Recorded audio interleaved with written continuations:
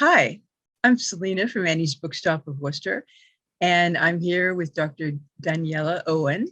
And Daniela is the author of a number of children's books, and I'm going to let her talk to you a little bit about what type of book she writes. Thank you, Selena. So I've been focusing on writing books that have a mental health theme, but are written for all children. So the idea is that these books look at emotions that everyone faces, but that can be difficult emotions like anger, anxiety, and sadness. And I both validate the emotions and then include strategies and tips for how to handle these difficult emotions. And these strategies and tips are all evidence-based from research that comes from my clinical work as a psychologist, but they're written in a way that are really easily accessible for children, caregivers, educators, so that it can create a common language to be able to discuss these challenging topics. So, are these written as stories or, with characters?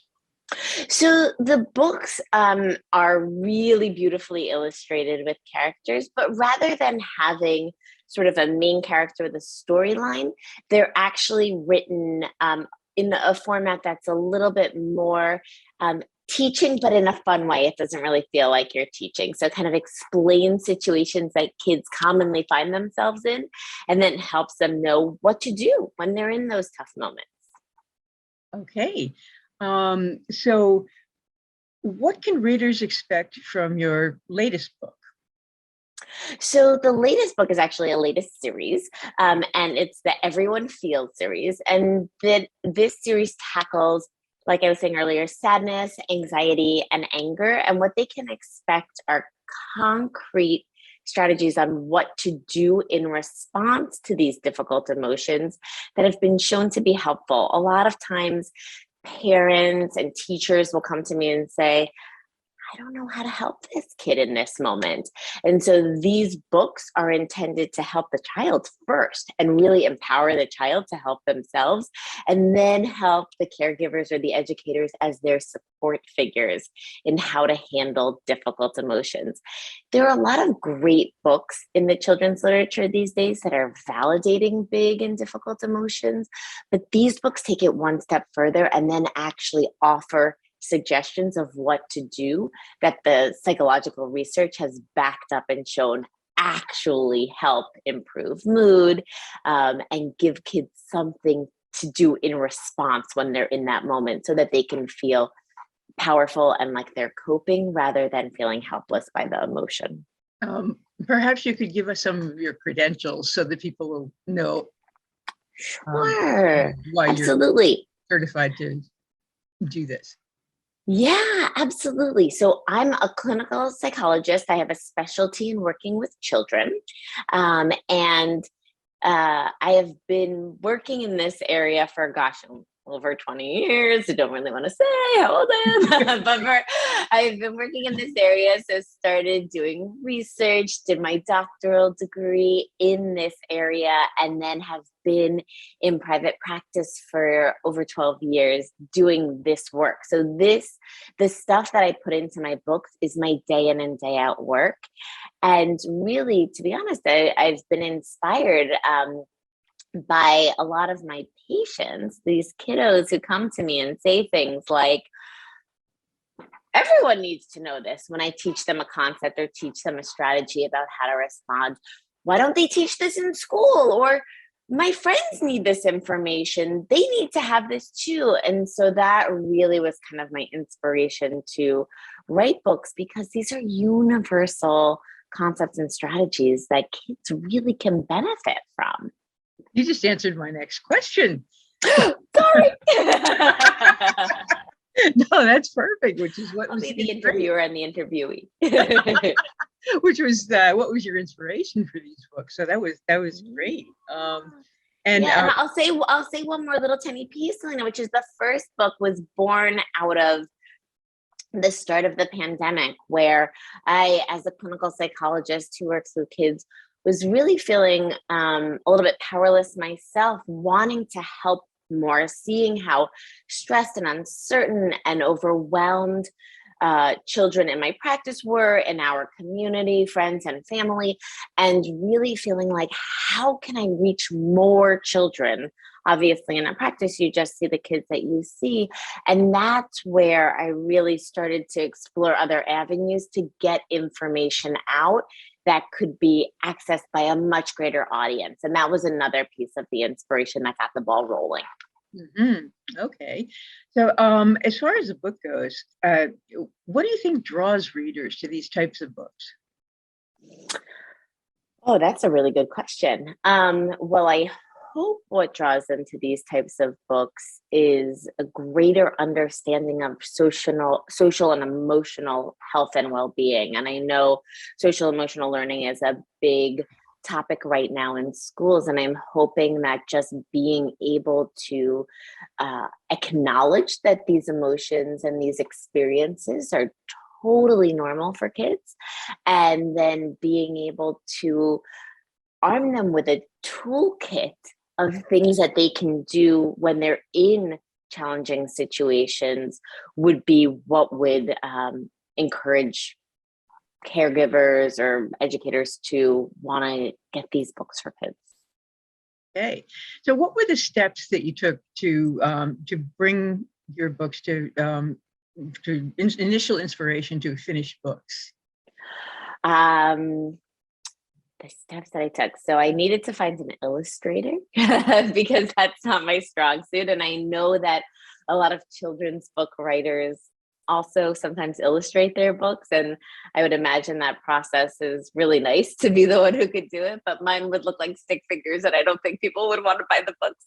So finding a really great illustrator who could bring my visions to life on the pages. And I think that was a really important step. And then working closely with my publisher and to make sure that we were kind of getting the right angle and getting the books out and advertising them in a way that stayed really true to the books and the content. Mm-hmm. And so far, so good. Did you happen to have a book with you? I have all of them with me. So at this point, there are 6. Excuse me, let me just grab them. So I'm not sure. The very first book is Right Now I Am Fine. And this one really, as I said, was originally intended for dealing with the stress of the pandemic and touches on being able to handle any challenging situation, from a crisis to, something that's just difficult, and really being able to cope in the moment. And then we have Right Now I'm Brave, which helps children with things that make them feel fearful and how to empower them to cope with that.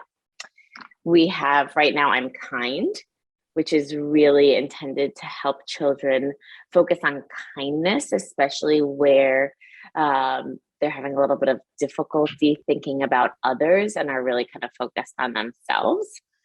And again, all of these have ideas and things that kids can do to be brave, to be kind, to be fine.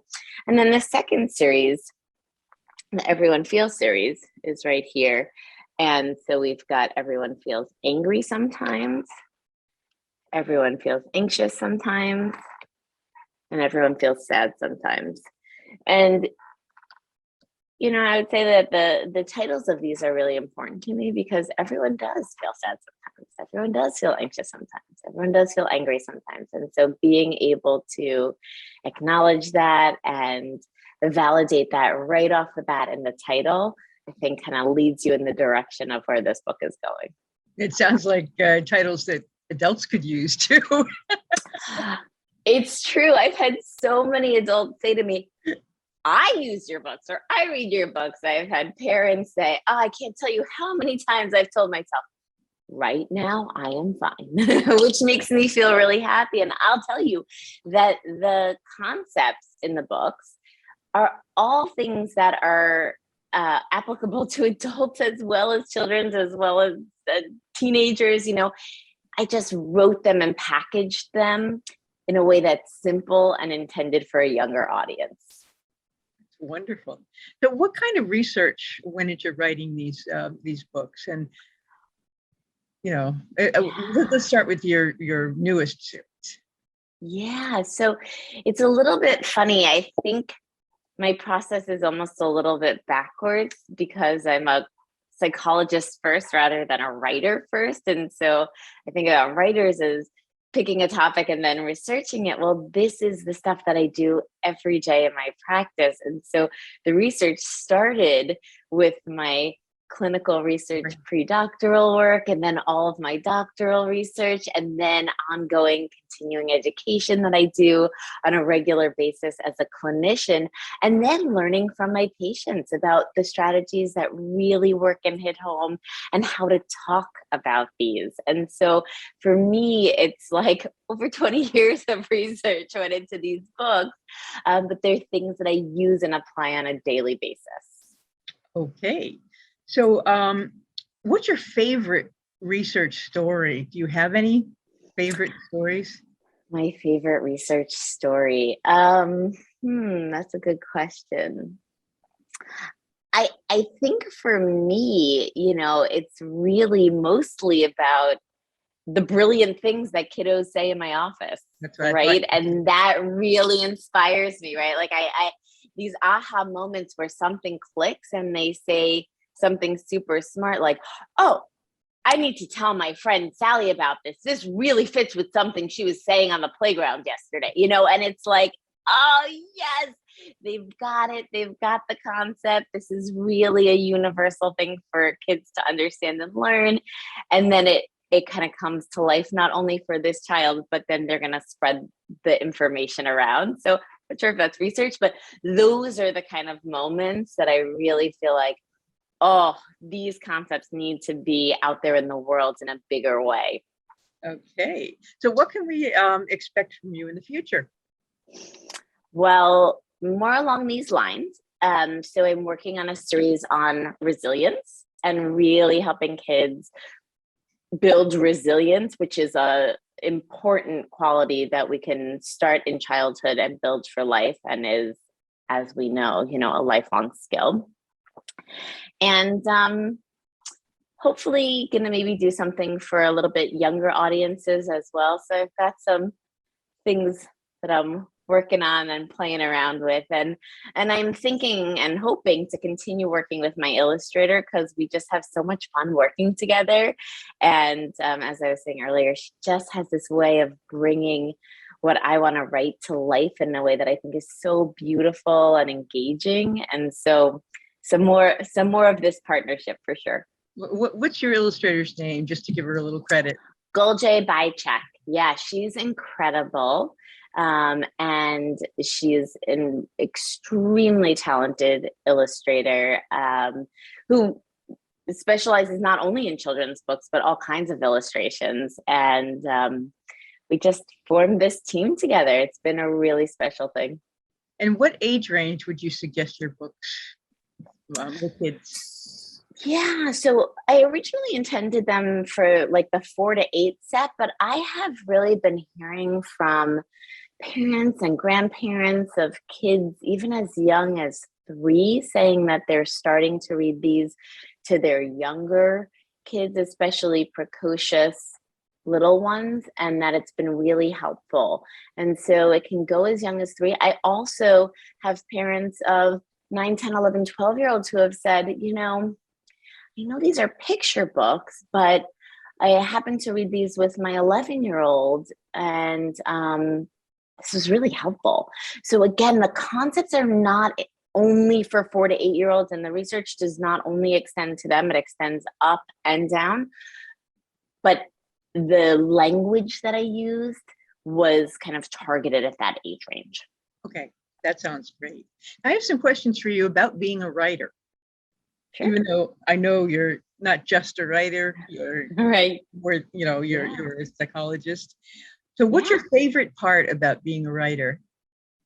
Oh, that's a great question. For me, it's definitely the reach, right? As a clinical psychologist, I'm really limited to the patients that I work with. And as a writer, the reach is expansive. And so being able to get the word out to many, many, many, many more people than I would ever be able to reach in a clinical practice, for me, that is the absolute sheer joy of it. And the feedback I get from readers who are saying, oh, this is really helpful. I mean, it makes my heart sing every single time. It's so powerful and meaningful to me. Okay. I shouldn't have said just a writer. I should have said only a writer. Yes, yes. What do you think has been your greatest lesson in the journey so far in writing? My greatest lesson. Writing can be a little bit humbling. Not everyone receives your work initially as well as you would like them to. And great writers would tell you the same thing, from J.K. Rowling to Stephen King, who was selling books out of the back of his van, right? You can sometimes approach publishers or agents or whomever and, I don't know. I don't get it. I don't really think it fits. Not for me. And just being able to keep your voice, for me, for example, I really had a message that I wanted to send across, and to be able to keep your voice, keep your message, and hold strong. If you have conviction, just keep trying, right? Keep shopping it around, keep trying. If what you have to say is really worth it, it will get picked up, just maybe not on the first or second or third or 11th time. So that would sort of be for me, the lesson is like, just keep with it. Okay. And is that basically your piece of advice you would like to share with other writers, or do you have? Yeah, absolutely. Be authentic to your style and your message. Other people may tell you to change it up, but you can obviously take advice. I'm not saying that you shouldn't, but your strongest voice is going to come through if it's authentic to you. So making sure that even if you're making adjustments based on the recommendations of others, editors, publishers, etc., also make sure that you stick to your truth as well. So what do you consider the most challenging part of the writing process on the whole, and how do you overcome that? For me, as a children's book writer, the hardest part is keeping everything really short and simple, especially when distilling concepts that are a little bit complicated down. How do I overcome it? I would say is just editing. Writing first and not trying to edit as you go, and then going through iteration after iteration just to make sure you've got the right words, that they have the right meaning, and you can kind of keep it as brief as possible, because we don't want children's books to be too wordy. Mm-hmm. So that's been my biggest challenge. Okay. And what's been your favorite adventure during your writing career? Oh my goodness. Just seeing the book with the illustrations has been, I don't know if that's an adventure or just like that moment of, oh my goodness. That for me has been the most exciting. And then I would say perhaps the most gratifying is getting feedback that this is something that someone really needed, and it just kind of filled a niche or filled a hole for them that they were looking for. That's been just the most wonderful feeling for me. Okay. I now have questions about you as a person. Sure. What is one thing that most people don't realize about you? Probably that I have a serious weakness for homemade chocolate chip cookies, and I could eat an endless amount of homemade chocolate chip cookies. I've perfected my recipe. I am really committed to it, but that's probably my number one weakness. I love that. Okay. So my next question, you kind of sort of answered that, which is what are your passions when you're not writing? Well, okay, to balance out the chocolate chip cookies, I'm a runner. I am a baker. So those two kind of go hand in hand. Playing with my toddler, she's the cutest. Um, Going to the beach. I love going to the beach and being in the sun and the water and the ocean, spending time with family and friends. And of course, reading. I love reading and being a part of, I have a personal book club that I'm a part of that's been going for 12 years now. Pandemic, we've taken it to Zoom. So reading and discussing books and literature is a huge passion. So what does your writing space look like? And what do you need to have around you when you're writing? So I think this is a little non-traditional. I tend to write on the go. So I actually write a lot when I'm out running or walking.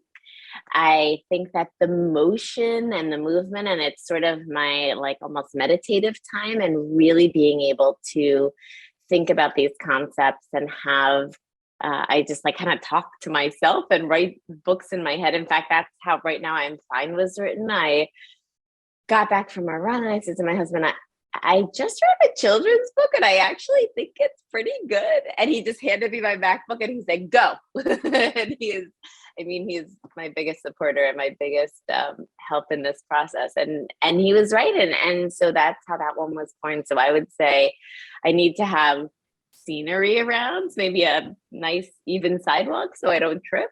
But that's really where I do a lot of writing. And then the other place, where these ideas come to me is when I lay down to go to sleep at night. And then, I start thinking, and then I got to get up and get to the computer and seriously write. So I guess the great outdoors are my comfy bed. Okay. And so what do you normally have to have around you? Like as far as food or drink when you're writing? I wouldn't say anything in particular. I know that's kind of boring. I tend to think about the ideas a lot ahead of time and then write relatively quickly. And so I know that's a little bit different from how most writers write. But it's more about the process of thinking it through first and having it all come to life in my head and then just getting it down on paper or on the computer again. So when you're actually writing things down, do you prefer music or silence? No, yeah, I do really like silence. I'm one of those people that especially if there's lyrics, like it gets all jumbled in my head. So I do really well with silence, or I guess the sounds of the great outdoors, because I do, like I said, write a lot while I'm on the go on a walk or a run. And so just the scenery around me, the sounds of nature, those help. Okay. Now, writers very often have furry or feathered or otherwise non-human companions to help them through their work. And do you have any of those? And well, I have a most unusual pet. I'm not sure if you can see him. This is Stanley. He's a shrimp. He'll make his way around. He's you can see he's tiny. He was rehomed with me from a friend who is moving abroad, and he's like a decade old, which seems impossible. And he's an inspiration because he just keeps going. He lives in this little tiny cube, as you can see. I don't feed him. I add some water periodically. He's by himself and he just survives year after year. So he's always on my desk, ready for a little inspiration or just a little visit. It's really fun to watch him just swim around. You don't feed him? You don't feed him. I know. I don't. I'm not really sure why, but again, he's been around for so long that don't ask me. I don't know the answers. I just know that he's like a science miracle, and I get to call him my pet Stanley. I've never heard of that. I know. Oh, wow, that's amazing. Wow. And now I just have two more questions to ask.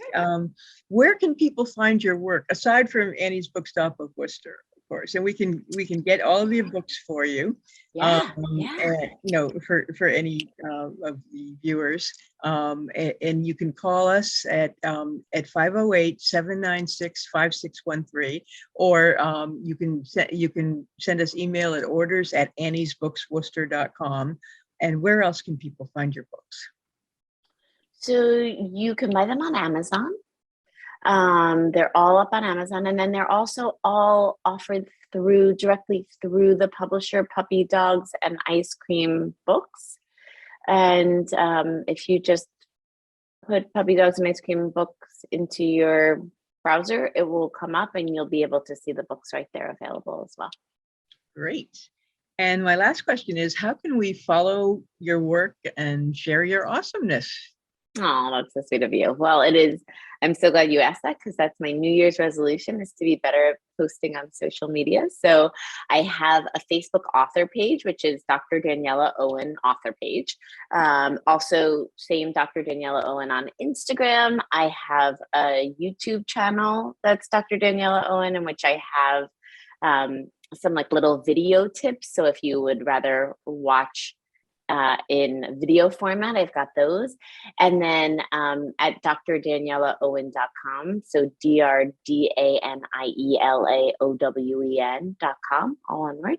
I have links to everything so that you could just go there and then navigate around and check it out. That is wonderful. Well, thank you very much for being with me, and good luck with all of your books. Thank you, Selena. Thank you so much for having me. And I hope that your customers really enjoy the books. Hey, well, thank you very much. Bye. Bye. Have a great day. You too. Thank you.